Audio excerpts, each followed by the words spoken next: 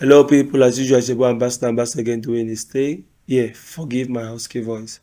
As usual, I tell you guys, like, share, comment. Let's try to build our critical mass. Let's start talking about useful things.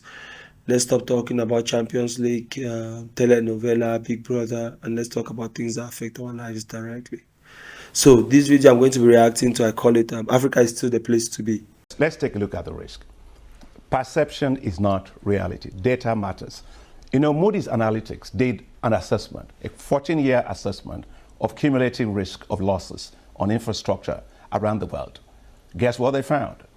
They found that risk of loss in Africa, actually loss in Africa was 1.6%, or 1.9%.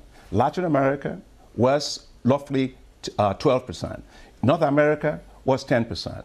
If you take a look at Western Asia, 4.5%. That means that Africa is not as risky as people say. That said, you do have market risk, you do have political risk, you do have financial risk, and that's what we do as multilateral development banks, is to de-risk those investments. But if you take a look at it in terms of risk-return analysis, Africa is still the place to be.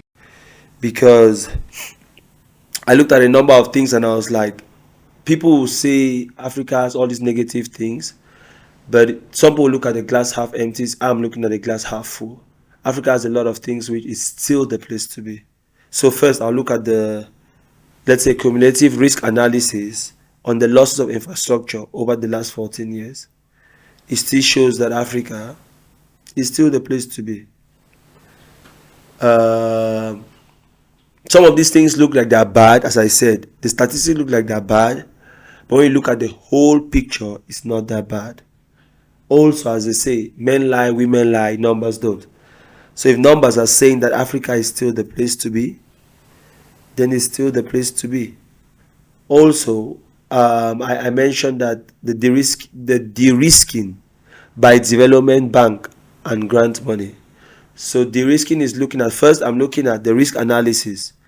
What are the losses of infrastructure in the last 14 years? It does not look too bad. De-risking by development bank and grant money.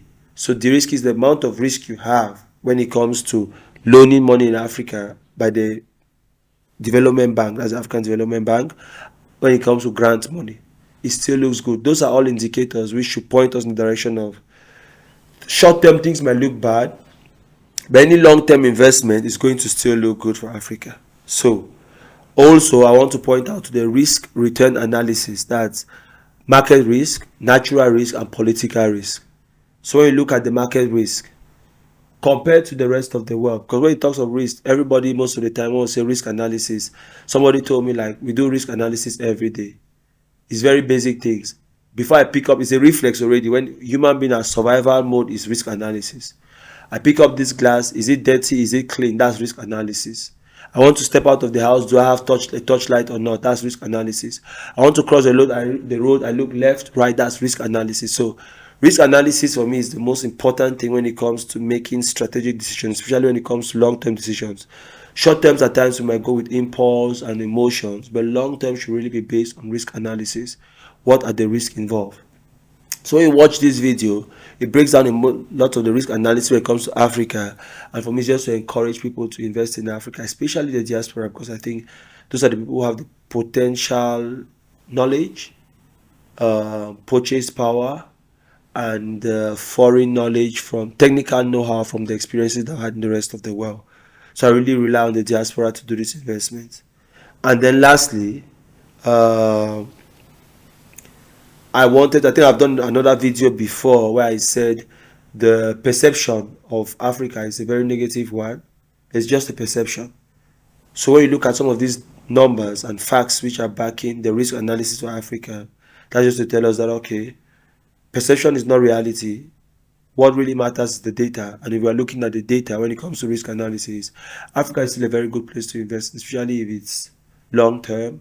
And I know short term we have this our sociopolitical issues that disturb investments, but for me those things are short term too, because we can see all the changes that are happening in Africa, political changes, youthful energy coming into power and all of that.